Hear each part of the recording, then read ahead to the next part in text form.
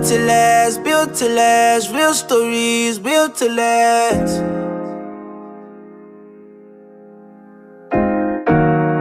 Built to last. Welcome back to Built to Last, the show where I sit down with the people actually building the world, not just talking about it. I'm Kim Richardson, founder of CSH-HUB, a construction management platform built for the way construction actually works across borders, across trades, across every kind of project. Today's guest took an unusual path into this industry. He started in finance and economics, managed over $150 million in contracts as a construction engineer, and then in 2014 decided to build his own company from the ground up here in Nashville. Since then, his firm has helped transform some of the most talked about spaces in this city.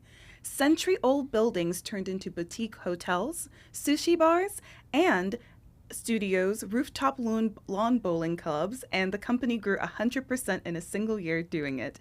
Andrew Eshelman, welcome to Built to Last. Thank you. So for the people who don't know Eshelman Construction, how would you describe what your firm does, and how is it different from a typical Nashville GC? That's a great question. So we're a commercial contractor here in Nashville. I would say the way that we're different is, I grew up here. I'm from Nashville. We're a very locally based company. We don't travel. We really just specialize in Middle Tennessee as a whole. And while, yes, we've gone out kind of in some of the suburbs, I would say the large majority of our work is in Nashville or in Davidson County proper. So we're really leveraging all of our relationships, not only with, city officials, the codes department, the various other departments, NDOT, fire marshal, all the fun departments that we deal with on a regular basis, but also our vendor relationships, our subcontractor relationships. So we really have kind of found our niche here in Nashville, and we're not really planning on going anywhere else. Okay. And you also studied finance and economics at Auburn, then a master's there too. And your first chapter was a construction engineer managing over $150 million in contracts. What drew you to construction, and what did that scale teach you before starting your own company? So, I was always interested in kind of the physical, kind of tangible aspect of construction. So, being hands-on, being outside, problem solving, dealing with a lot of people was very interesting to me. I did not want to just sit in a cubicle, at an office all day, every day. Yeah. And so while I did take more of a kind of a traditional finance route, I realized, that probably led to working at like a bank or, an organization like that where I'm working long hours in the office and not being outside. And I think I quickly realized that that's not really my personality and not a good fit for me. I also have been interested in real estate and real estate development from a young age. My dad, when I was growing up, I would help him. He would buy some investment properties and, nothing crazy, but maybe a small single family house that was, he bought one that a hoarder lived there. And we came in and we did pretty much all the grunt work ourselves. He would bring in a few subs here and there, but we would do all the work. We'd clean it up and, replace flooring and kind of, make it nice again and then sell it. I would say I was maybe 13, 14. Oh, okay. That's so kind nice. of a teenager. Yeah. So I got really a hands-on perspective of, doing the grunt labor. Yeah. But also I remember asking my dad, it was like, yeah, that part of it's cool, but I want to understand like the financial part of it too. Yeah. Like how much are we paying for this? How much does it cost to fix up? What can you sell it for when it's done? And I think probably a lot of 13-year-olds maybe don't think like that. Yeah.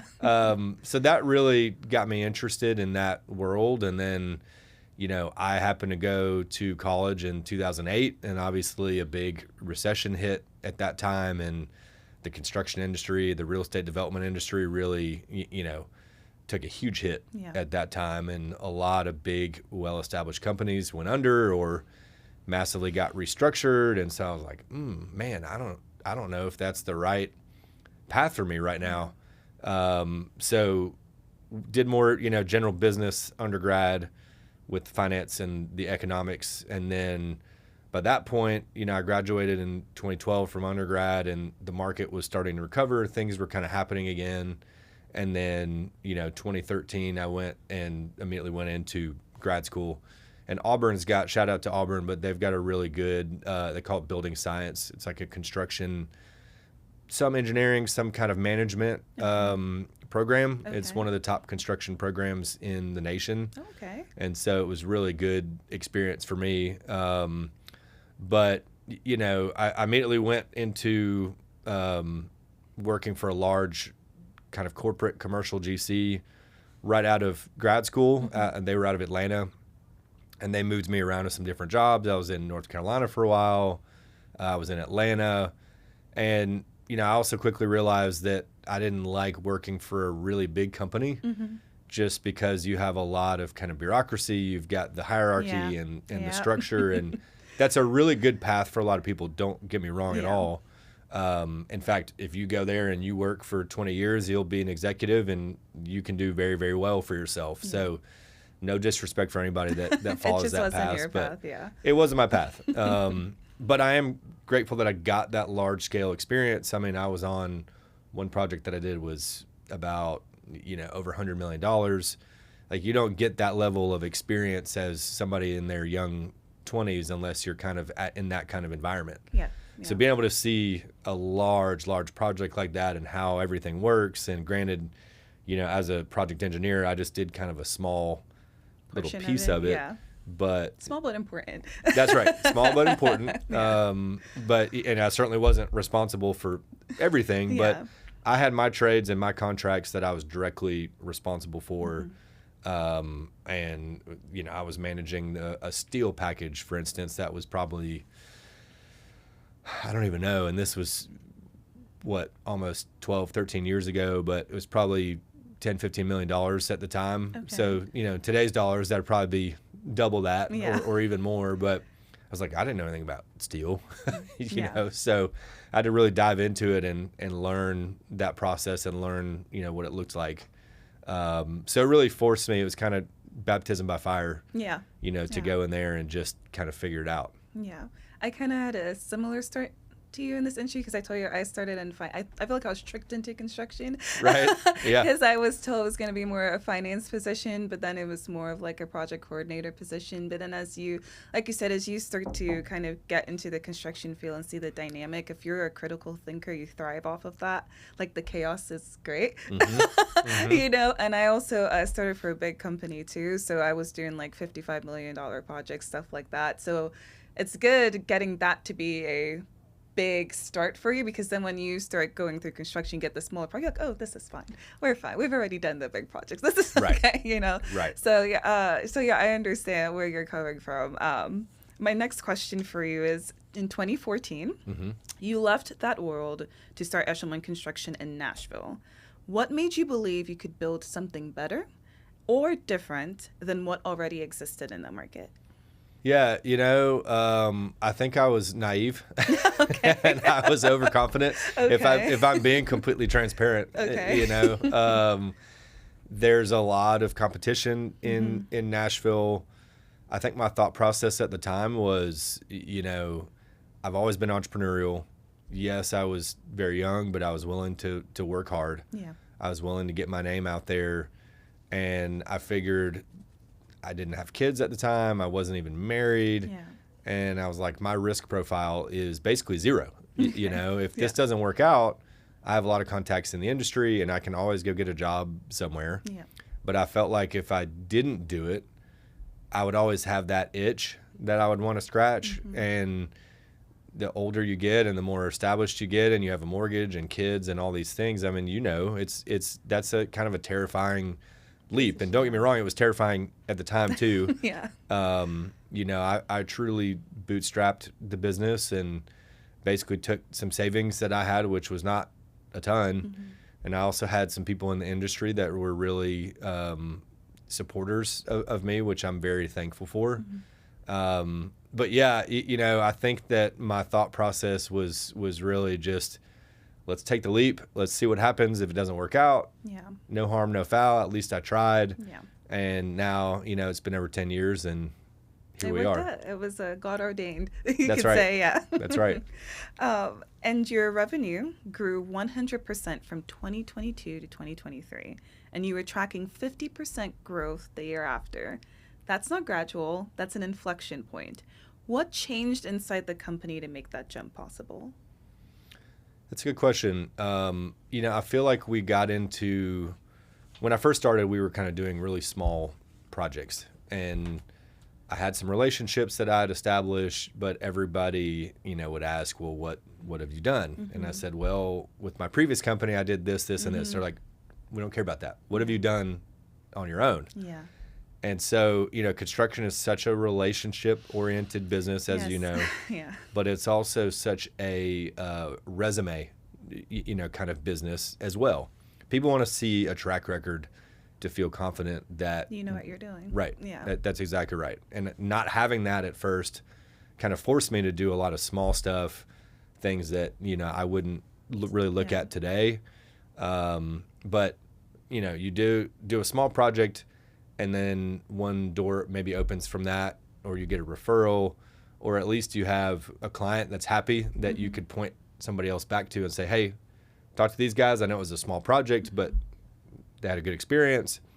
And then it's just this snowball, and it kind of starts rolling. It was really small at first, and then it grows a little bit bigger and grows a little bit bigger. So I used to use a hunting analogy, like you eat what you kill, but it's more of a farming analogy. I've realized it's kind of you reap what you sow. Yeah. You plant the seeds, and you don't dig the seeds up every other day being like, oh, are they growing? Yeah. You just keep peeking. you water it, and you get it some sunlight, and you just hope that it ends up working out. And so, some of these relationships took literally years to establish.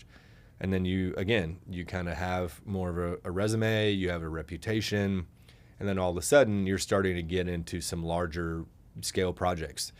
So that started happening, and I realized, okay, I need to build our team out. I need to build systems out.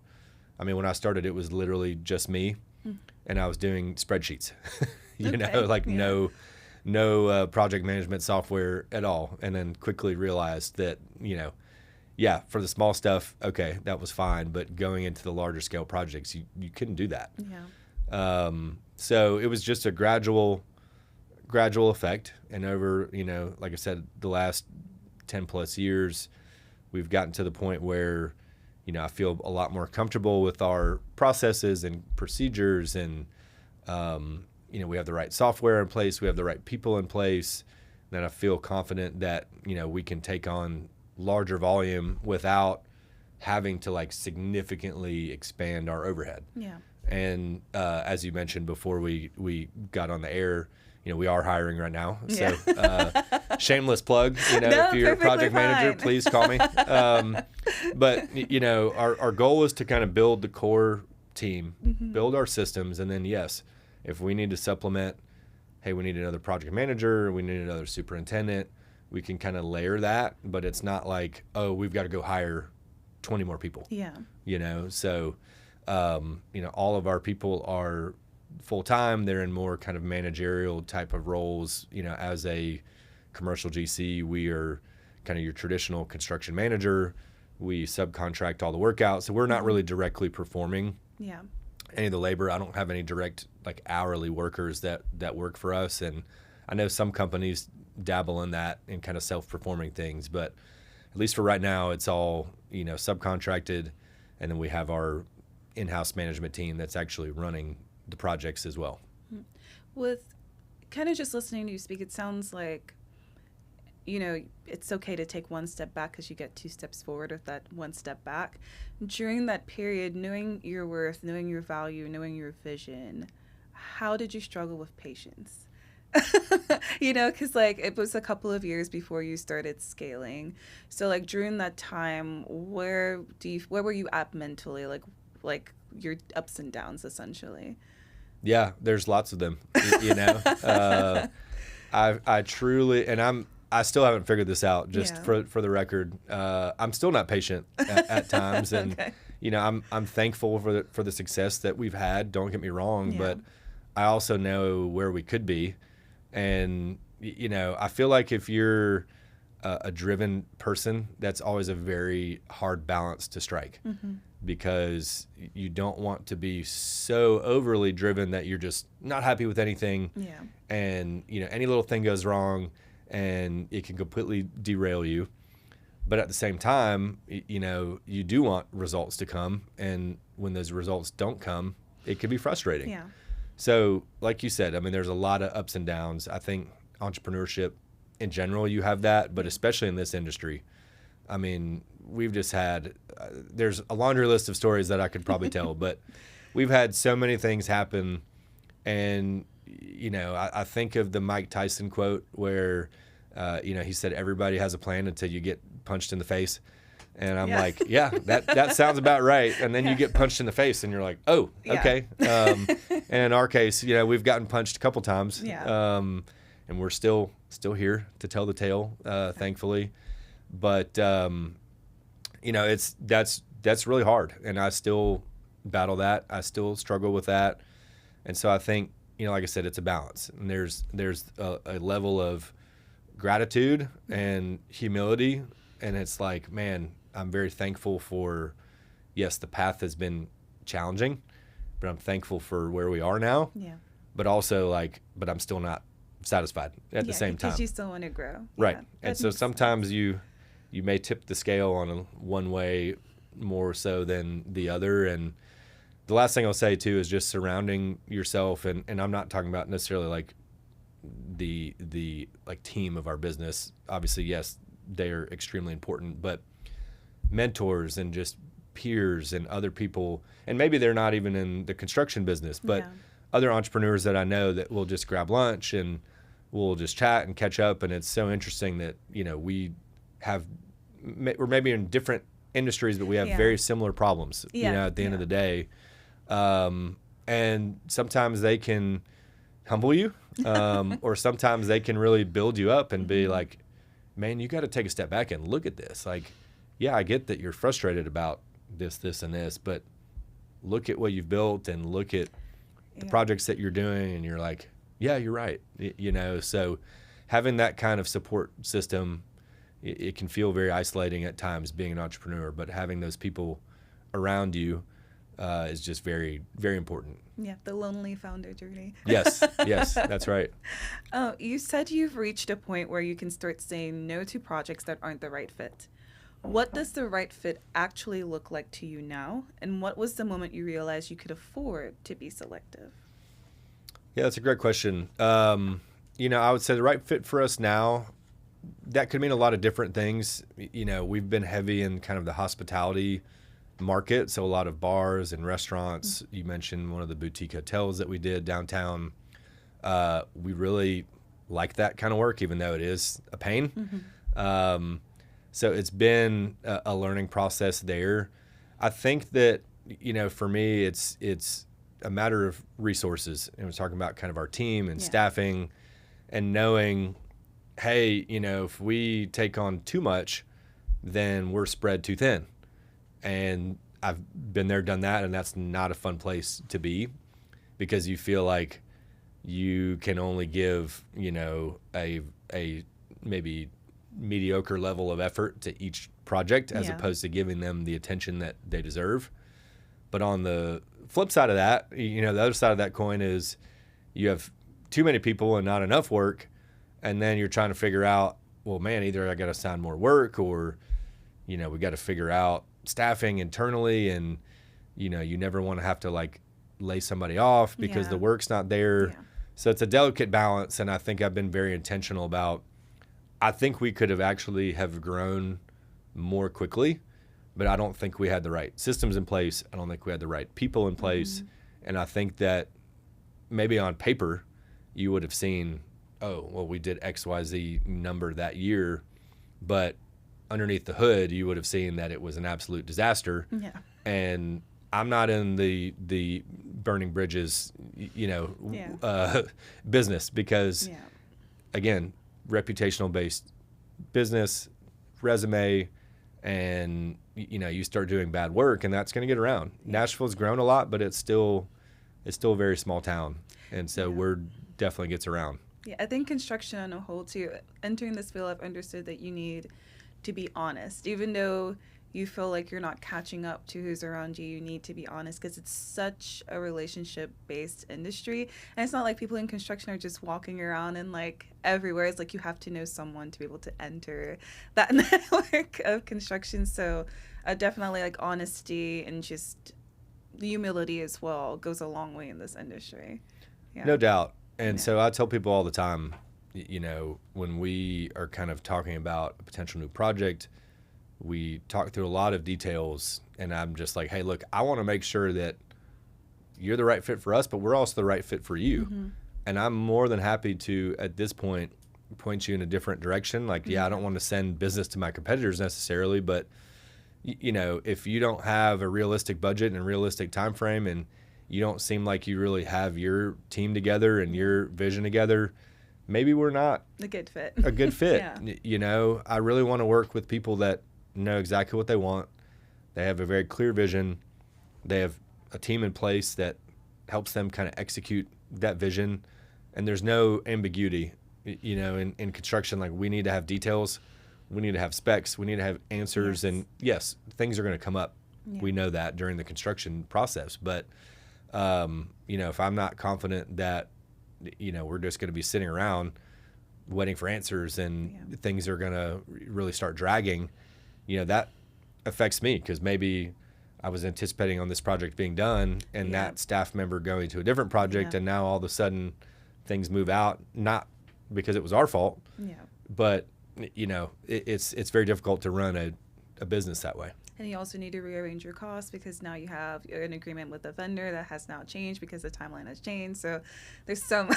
That's right. I could dive so much into this Yes, with you. yes, Yeah. 100%. You've said the most important thing to you, regardless of project type, is building relationships and finding the right partners.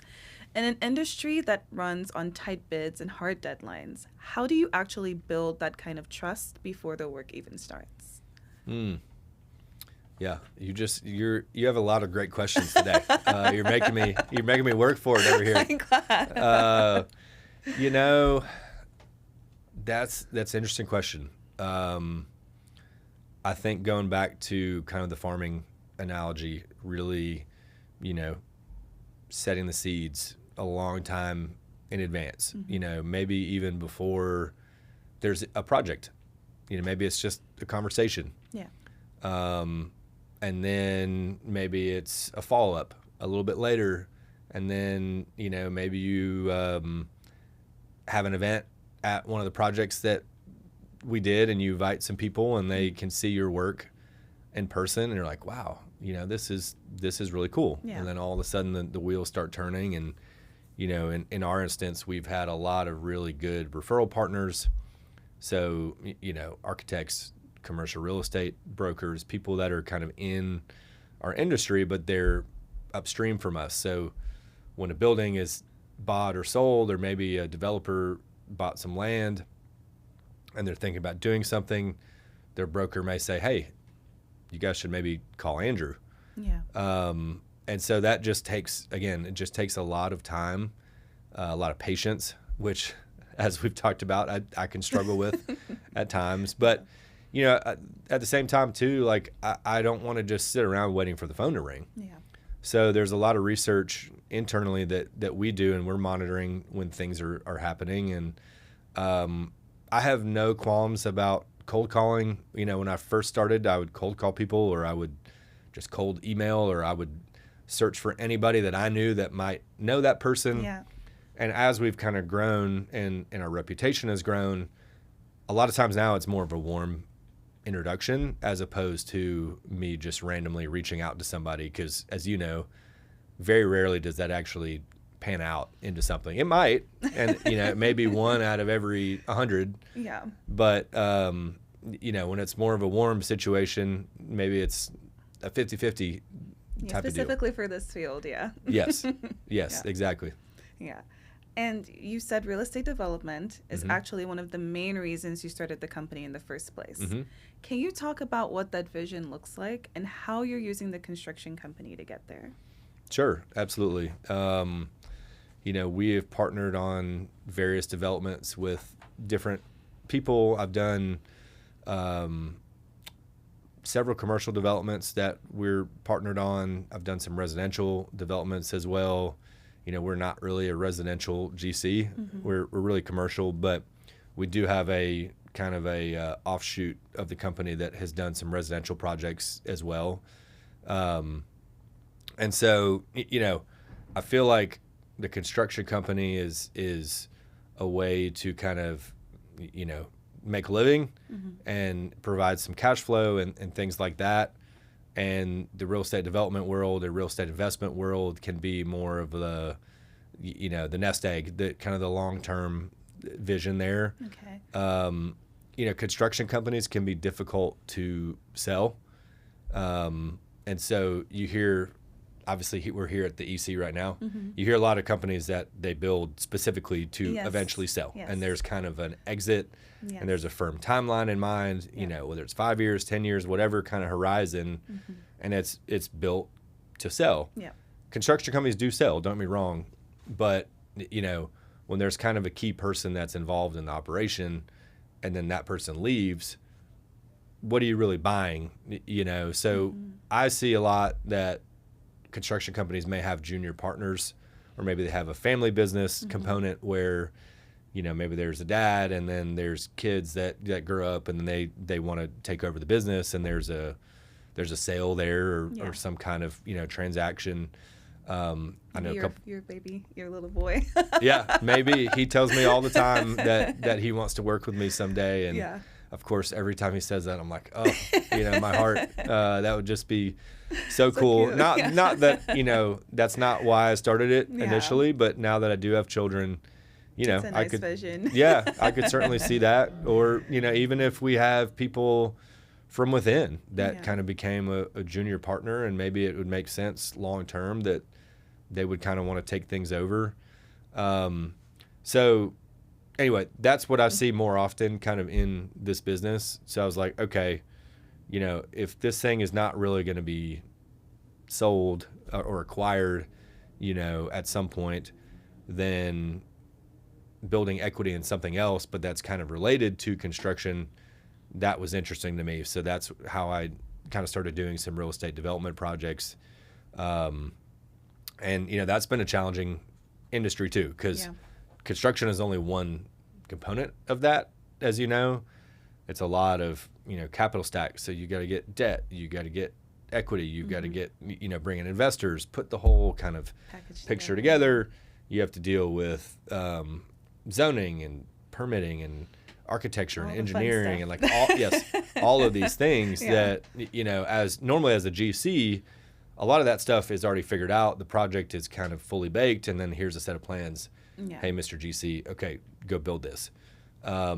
So being part of that kind of entire life cycle, and then once it's actually built, then kind of managing it and actually, operating it, getting it stabilized, things like that, maybe eventually selling it, just depending on kind of what the strategy is. And obviously anybody that is keeping up with kind of things going on right now realizes that interest rates have gone way up, debt costs are much higher. Construction costs, unfortunately, have not gone down. No. In fact, they continue to go up as inflation goes up. And, it's crazy to me that jobs that we may have been at a certain bid a couple years ago, now, I'm not going to say it's double, but it's gone up significantly. And then it seems like every single bid process that we go through, the client is like, why is this so expensive? That they forget. Right. And I'm like, read the headlines. Yeah. We are having issues with petroleum right now. And so, oil prices have gone crazy. Yeah. Okay, well, do you realize that a lot of construction materials are actually made from petroleum products? And that's just the actual base chemicals that go into them. Okay. Now let's add to that they have to be transported. So how are they being transported? Yes. Okay, oil and gas. So it's like anytime those inputs go up, the costs are just going to go up. Yeah. And so, that's challenging because we want the projects to be feasible for our clients, but at the same time, we can't do it for free, or we can't lose money. You can't just pull out all your contingency either to handle that. So That's exactly right. Yeah. And so I think there's kind of, and it seems like, again, every project that we look at, there's kind of this reframing, and maybe there's some value engineering that's involved where we can really add a lot of value and say, hey, you know, we can come in and do this, and this, and we can save you, you know, however much. We have a project that we're doing right now for a really great local client, and, you know, same scenario happened. We priced everything out, and it is a very high end, you know, type of build out, really nice millwork package and nice finishes and stuff like that. And they're like, well, we want to be able to value engineer this, but without kind of, you know, completely changing the design aesthetic. Because anybody can go in there and just say, delete that, delete that, and you save all this money. And you're like, well, that's not really value engineering. That's just scope deletion, you know? So coaching them through, hey, maybe here are some things that we can look at. Maybe you can make a few compromises here. Or a cheaper lighting package. Correct. Lighting is a big one for sure. And I think we were able to save them maybe $200,000 to $250,000. Oh, wow. That's amazing. It was a significant amount of money by going through that VE exercise. So, you know, it is possible. It's just, what are you willing to compromise on? And some things they're like, nope, this is non-negotiable. This is part of our brand. We have to have this. Okay, understood.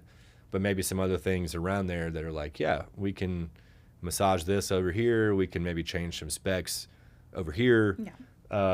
So again, that happens almost every project, it seems like, these days. Yeah, I agree. Yeah. Transforming that 122-year-old building on Union Street into Note by Mint House is one of your most personal projects. You put the deal together, found the building, came up with the concept, and built it. What made it so difficult, and why does it still mean so much to you?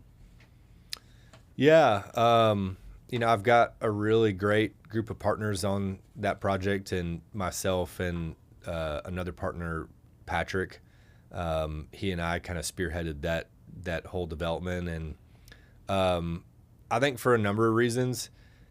So, you know, that building, like you mentioned, was built in 1902, and we've done extensive historic, you know, restoration type of work in the past. So I was very familiar with that kind of work. Okay. You know, we've worked on Broadway and some of these old buildings, and there's kind of a certain process and a certain way that you have to go about it.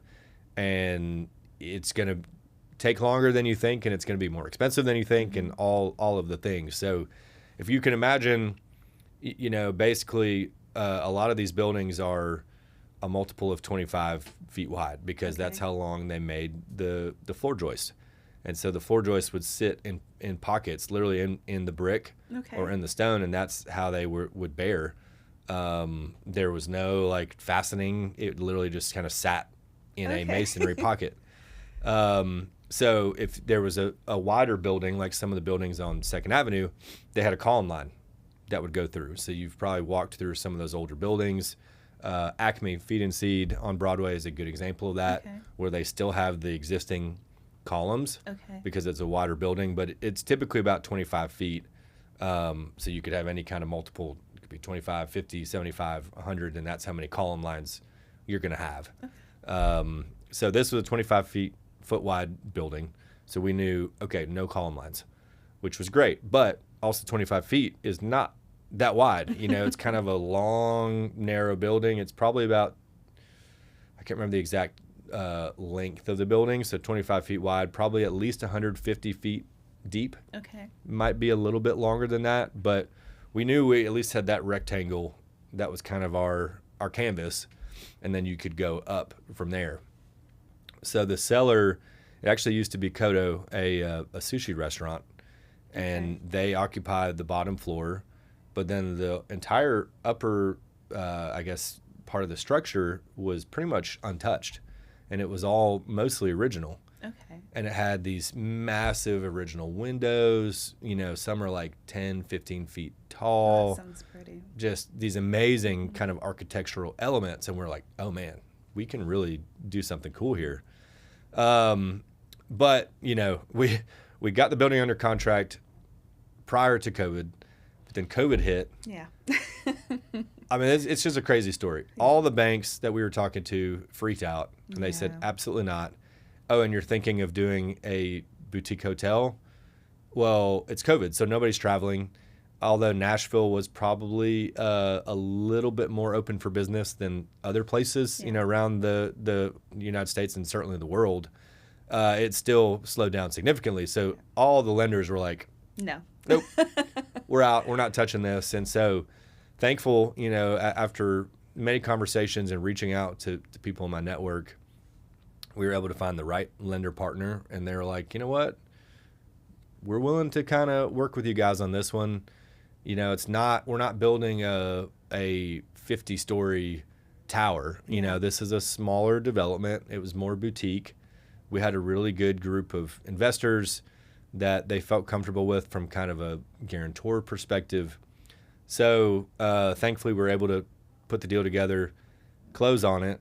But of course, then all the supply chain shocks happened. Lumber prices, which that entire building is wood framed, the lumber prices went absolutely insane. I think our actual lumber costs were probably 3 times higher than what we had initially priced and fun. Budgeted. Not fun at all. So, the silver lining in all this is that we were able to lock in a low rate at the time before rates went crazy. Okay. And so, yes, we had to then, get more capital kind of like halfway through the project, which was not fun. Not fun conversations with our investors or our lenders, but everybody kind of understood because almost every single development that was happening, especially here, but I'm sure other places too, they were all dealing with the exact same issues. Yeah. And so loans were getting extended or maybe even increased based on a certain dollar value. And so it was a very challenging process, not only dealing with that, but then dealing with a 120-year-old building. Yeah. And so we started, we left all of the facade. It's brick and stone. And like I said, there's original windows. It's an absolutely gorgeous building. I mean, I'm a little bit biased, obviously. But so we knew we kind of had the 4 exterior walls of the building. And then as far as the interior, we kind of had our, artistic vision to basically do within reason what we wanted to do. So we essentially built a new building within an old building. The old building. Yeah. So everything you see there, except literally the exterior walls, is brand new. And so trying to get everything to fit, we did the demolition, and then we realized, the walls they're all jacked up, and they're, you're trying to maintain a certain code clearance for hallways and egress and staircases and things like that. And you're like, well, how do we get this to fit? I mean, nothing is square, nothing is plumb. And so you're dealing with all these things. And then we ended up going vertical. We took the original roof off of the building and we built up higher. Okay. And so imagine, this rectangle with a roof on it, blowing the roof off, building up even higher, putting a new roof on. And then, when we got up to that level, there'd either been a fire at some point in the building or something happened with kind of the parapet, the original brick parapet, and it was basically crumbling.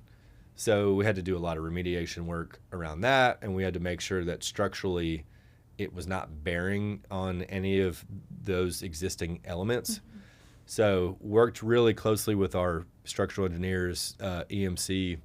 Shout out to EMC. They did a great job. They've done a lot of these historic buildings downtown. Because you're not just building a steel and concrete box somewhere. It takes a lot of problem solving and kind of critical thinking. So anyway, all that to say, because I know I've said a lot, is that there's a lot of blood, sweat, and tears that went into that project. And I don't know if I would say I would never do it again. I think I would do things differently, going forward. I think we learned a lot of lessons. And certainly even operationally, like once we started, we learned a lot of lessons there too, and didn't necessarily have the right operator originally, brought in a new operator, and now things are running, much more smoothly. So we're thankful for that. Like, it's stabilized and it's cash flowing, and we're very happy. But that process from like inception of getting under contract, it took essentially 3 years to even open it. Wow. And then it took another 3 years to fully like get stable. And so, if you think you're going to go into development and you're just going to, do a quick flip and you're going to, get in and out in less than a year, maybe there's instances where that can happen, certainly. Yeah. But, it's taken us 6 years. And talking to a lot of developers who have done stuff like this, they're like, oh, yeah, we think on at least a 5-year timeline of kind of getting everything together. And so if your pro forma is so tight that you can't stomach that long of a period, then you probably shouldn't be doing that project, Yeah. So yeah, a lot of sentimental value into that, just because of the work that went into it, and very proud of the way that it turned out. I think it's a really cool space. We get a lot of really great reviews and ratings from the guests, and you can walk to anywhere downtown. It's a very central location, but you're up away from Broadway and kind of the craziness. You're actually closer to like the state capitol, kind of up on the hill. And so it's a lot quieter up there. I mean, I've been there at night, and you're not getting all of the crazy noise and stuff like that. So it's been cool. It's been a cool experience. I'm going to add it to my list of places to visit. Yeah, absolutely. You've called adaptive reuse a niche. You've gotten into, for better or for worse, cool projects, but difficult ones. What's the real risk calculation? Well, I guess we already talked about when you take on a building that old, what do you know that you'd wish you'd known on your first one? You've already said that you've definitely have some hard lessons learned with it. So I'll go to my next question. As you've scaled, what's changed about how you manage projects day to day, and where do you still feel the industry's behind on tools that should exist by now? Yeah, the construction industry can be a very slow or even resistant industry to change. And, we've been talking about masonry, so let's just keep going on that. Okay. I mean, bricks have been laid essentially the same way for hundreds of years. If not even thousands, if you go back to like the Romans and beyond. I mean, it's really not all that different than what they did back then, and a lot of times now we're still using string lines. We're still using plumb bobs. And yes, we have fancy surveying equipment and stuff like that. But at the end of the day, there kind of is a way that you can do things, and it's more, I guess, old school. Yeah. That being said, I'm very tech forward.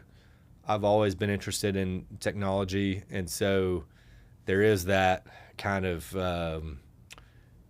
desire to operate more efficiently. And hey, is there a better way that we can be doing this that we can still get the job done, but maybe not spend as much labor or whatever. And I say all the time, AI, at least not probably in our lifetimes, I don't think it's going to take over the construction industry. There's so much that will have to happen for like a robot to be able to do what some people do now. Yeah. Will it get there eventually? I'm sure. Maybe it's in my children's, in their lifetime. I don't know. But as of right now, it's still a very manpower-driven industry, very specialized kind of trade knowledge industry, and I just don't know how you could train AI or train a robot to do that. Now, that being said, are there things that we can utilize in AI tools and things like that we can bring into the business to make it more efficient? Absolutely. And some of that stuff is more kind of on the back end. But I'll give you an example. We have a project where we have a spec book that's 200 something pages long. Let's be real. A lot of contractors would probably sit in here and be like, oh yeah, we read the whole thing. You didn't read the whole thing. Nobody reads the whole thing. No, it's almost send impossible. RFIs about it. So. Right, exactly. That's exactly right. So we can use AI. The LLMs are obviously really good at reading text. And so we can use that to essentially ask it questions. Like, read through this spec book and, hey, here's some things I'm thinking about. Is this in here? Yes or no? No? Okay, well, then we need to RFI that. Or if it is, where is this listed? Let me look at certain places where that's listed. So it's almost like talking to this agent that, you can bounce questions off of and make sure things are covered. So we still read the spec books. Don't get me wrong. Yes, but like, you're using these tools to kind of help guide you through that process. Yeah. And then, I'll ask it questions like, hey, go through the spec book and flag anything that seems kind of unusual, or maybe it's not industry standard, or something that you think could be missed in the bidding process. And then I come up with that list. I'll do my own review. And that's I think, something that, with AI, people are just blindly trusting it. Mm-hmm.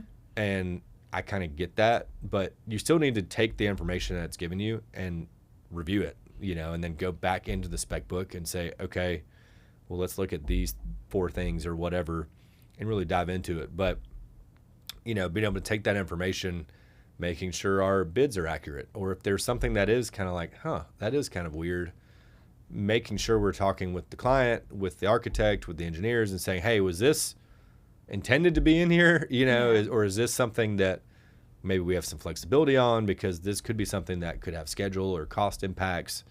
And a lot of times you're like, oh yeah, we're open to alternates, or, whatever it may be.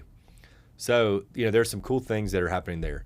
the LLMs cannot read plans, in my experience. They cannot read 2D or 3D drawings. Now, what I've seen, though, is that there's a lot of text on those drawings. And so that's another thing that we've been able to do in kind of the pre-construction process is, hey, here's a PDF of this drawing set. Don't even try to look at the drawings part of it. Nothing 2D, nothing 3D, but there's a lot of notes on here. Give me a summary and break it down by the CSI division for each scope, mechanical, electrical, plumbing, and give me basically the key items from those notes. And so you're able to kind of build these summaries. And again, it's never perfect, but even if it's 90% there, you get a lot of the information, then you take it, you go back to the plans, you cross-reference it, and then I say, hey, what about this, this, and this? You missed this. And it's like, oh yeah, you're right. Yeah. Let me add that to the list.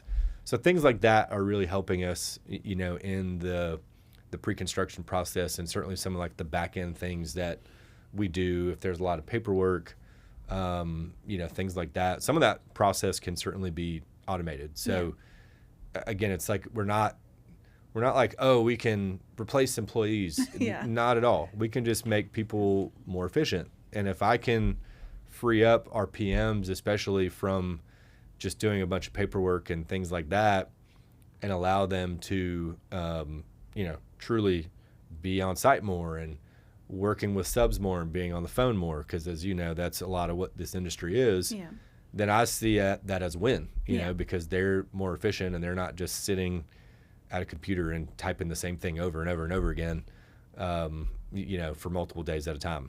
Yeah. So there's two things you said I want to touch on. One, with how AI is more proficient in the back end than on site. And it's something I've taken into consideration, or rather one of the reasons why I started my software, because I felt like AI is being pushed in the construction industry like it's a mandatory thing. But you have one of the real issues in the industry, I would say, is that you have our site supers who have 25 years of tenure are disappearing. And then so mostly all of the new construction graduates who are coming out, they're going more into PM roles in the backfield, and you're losing that knowledge. There's a certain extent of knowledge that you just can't get by a Google lookout or something. It has to be in field, and that in field depends on a proper workflow. And so instead of like 2,000 texts being thrown at the construction industry, we need to tighten up our workflow to make people's lives easier. Yes. And then to touch on what you said regarding AI can only be proficient in the construction industry if it's trained. Yes. And so that's why it's better to have like a software that has basically like an AI assistant, because it's seeing what you have, it's being trained on what you have, and so it knows how you work rather than it being like giving generic responses. And even you still have to have the trade knowledge behind it, because if you give it an RFI, it's going to give you that generic response, and you kind of have to filter out and say, okay, realistically, is this person going to do this? Like, Right. are they going to go give me the pole dimensions on this light, or is there, like, you have to be able to filter it out. So trade, as you said, trade knowledge and still that human hand is still always going to be needed in this field. Yes. Yeah. 100%. Yeah. Yes. And to your point, it's such an experiential industry. And, like we talked about earlier, I came out of grad school and I had these quote unquote credentials, but I mean, in reality, I didn't know anything. Yeah. I knew a base level enough to be kind of dangerous, but Dangerous. I didn't know what I didn't know. Yeah. You get started and it's all very hands-on. It's all experiential. And the only way to do that is just to literally get in there and do it. Agreed.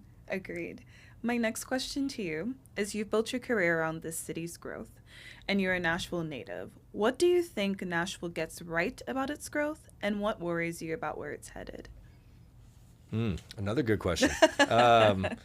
So, there's a lot of talk with Nashville, especially people that have been here a long time. And they kind of lament the old Nashville, or maybe the way things used to be. And now it's this new Nashville. And my kind of response to that is that it's going to change whether you want it to or not. And there's a lot of examples of other cities and other metropolitan areas where the change happened, but it was the other way. And so it's like, we need to embrace the fact that so many people want to be here. We are in a very business-friendly state. This is a great place to start a business. It's a great place for families, young professionals. We need to be championing that, And yes, that does mean that we're going to have growth.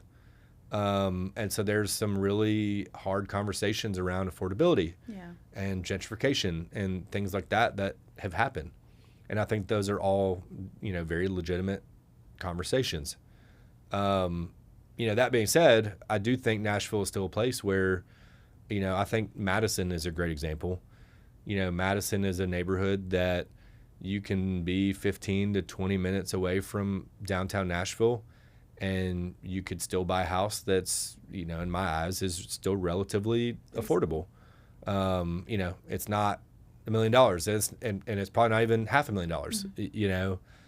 And I understand that even a $300,000 house for a lot of people may not be affordable, and that's a whole other conversation. Yeah. I don't think that's just specific to Nashville. Yeah. Certainly. But otherwise, and I think in a lot of bigger cities, you may have to live an hour outside of town, or 45 minutes, and have to deal with that commute to find something at kind of that price point or affordability level. And so we're not perfect by any means, but I would much rather the change be positive than go the other way. And you see a lot of again, cities that have declined, and it's really sad. And then people don't want to live there, they don't want to invest there, people don't want to be there at all. And so it's a good problem to have, but it still can be a problem, certainly. Obviously downtown we have a lot of tourism. We all know that. Just down the street from us over here, the new Titan Stadium is being built. I'm not going to get into that debate, but I will say it has a dome. So now, Nissan, the old stadium, you could have concerts there, certainly, but it was weather dependent. And you certainly couldn't do it in the winter. It's like, okay, well, the NFL teams play 17 regular season games. The Titans haven't really been making the playoffs, unfortunately. So 17 regular season games, and only about half of those are actually at home, and only one day of the week, usually on Sunday. So it's like, okay, well, you have this massive stadium. You got to do other things, to fill that up. So the fact that we have a dome now, I think creates more of a year round. January, February is a very slow kind of time here for tourism. But if you've got concerts and these big events that are happening that are not weather dependent, because you don't want to go to a concert at Nissan in February, and freeze. So, there's certain things that's like we're evolving and we're growing. I think the Music City Center is a really good example of like a public-private partnership. And I think there's a lot of data showing that in a lot of places, those kind of public-private partnerships don't work out. They're not worth the investment that they put into it. But Music City Center has been extremely successful, extremely profitable. So we have these big conferences and industry kind of organizations and all these people that come into town for that specifically. And then, not to mention, you have the music industry here and a lot of big events that happen there. Yeah. So, yes, Nashville's changed, but we've got a very vibrant culture here. I truly think that we have a lot of people that love Nashville and they've embraced it, whether they're from here or not. Yeah. But one thing that the part of the question that I think that you asked I haven't answered yet is just kind of some pitfalls and things that, what could we maybe do better? Affordable housing, we've kind of touched on that a little bit. Infrastructure is another thing that I see. Downtown, the infrastructure has developed, very well. But then you kind of get outside of downtown, and Nashville and Davidson County, the governments merged, I think, in the 60s. It used to be two different, there was a city government and a county government. Oh, okay. And there's different utility district. That's always puzzled me, the city and the county. So yes. So Davidson County is metro. And Okay. so there's only one government now. There's not a city and a county. Okay. But there used to be. And so I think certain utility districts, like I know Madison has its own utility district. There are certain districts that are like, it was a little bit of a jumbled process kind of putting everything together, because that used to be, Madison kind of used to be its own little municipality. Berry Hill, Oak Hill, these little, they're not towns per se, but they're kind of like little neighborhoods within the overall, Nashville did things a little bit differently. And so we've seen that, especially like on the stormwater side. That's a big thing here. The stormwater review is extensive. You have to go through a lot of engineering for, new developments and new construction projects. And I get it. They don't want to repeat the flood of 2010. Mm-hmm. It was terrible. And you also don't want to dump a bunch of water on your neighbor's property. Mm-hmm. Also reasonable. Yeah. But, at some point, making every single, whether it's commercial, residential, whatever it is, making them self-contain their own and treat their own stormwater and adding that cost to that development, which makes it then more expensive for the end user. What if we kind of looked at that globally? Like how much has been built over the last 10 years in Nashville? If we had taken that investment and put it towards a centralized system, would it not be more beneficial for everybody as a whole, and potentially make things more affordable? So a lot of people don't realize is like, they think, oh, these greedy developers, they're just trying to, sell these houses for as much as they possibly can and stick it to people. And it was like, well, if the city is making them do all of these things that end up costing more money, well then, you can't build entry-level housing because it's just cost prohibitive. Yeah. It's a math problem, So anyway, there are things like that I think we could certainly be doing better. And look, again, it's a good problem to have. Yeah. I think there's a lot of cities that would kill for the problems that we have here as opposed to what they're dealing with, Yeah. I think it's funny listening to you because I can hear your finance part coming more right. than the construction side. So it's still such a strong part of you. Since I said finance, as someone with a finance background today told you they wanted to start a construction company from scratch, what's the one thing you tell them that you had to learn the hard way? I'd probably tell them don't. Okay. No, I'm just kidding. I would say that if you're coming from a pure just finance business background and you don't have any construction experience, going and starting your own business is kind of a drastic step. I would say go get some experience first. You could do it, don't get me wrong, and again, like I had some experience, but it's not like I had 10, 15 years of it. Yeah. And so I had to learn a lot of things the hard way. I would say that get your systems down as soon as possible, whatever that looks like. And for a smaller company, that could probably be, you don't need the Cadillac system maybe, right off the bat. But get your systems down, get your processes straight. You need to go out and learn the local market. You need to meet subcontractors. You need to meet vendors. And again, like that process just doesn't happen overnight. No. And there's even a lot of examples of, I was actually talking with somebody on a site this morning, one of our subs who's working for an out-of-town GC that decided, Nashville's a really busy market. Like we want to be here. And we've seen this over and over and over again where these out-of-town companies come in and they think that they're just going to start an office here and they're just going to get all this traction and get all this work. And it doesn't happen. No. You don't have those roots down and you don't have kind of the local knowledge. And for better or worse, and I'm not trying to imply that we're, it's like a good old boy system or anything like that, but you got to kind of know the right people and you got to know the way that things work here. And so, especially if you are starting a company from scratch, I think those things are extremely important in order to be successful. I don't think you're saying anything wrong, because I've been in project management for 7 years, but the majority wasn't in Indiana. So this year was like my first year, or like I should say the last year was when I started getting into construction in Nashville, and it kind of felt like you were starting new because, all those relationships were in Indiana. So I don't think you're saying anything wrong. You're 100% right. And I think that's moving to any city. You're going to have to essentially start fresh and build those relationships. Mm-hmm. Yeah. Mm-hmm. And my last question to you, Mm-hmm. and it's the one the show's named for. What does it mean to you to build something that lasts?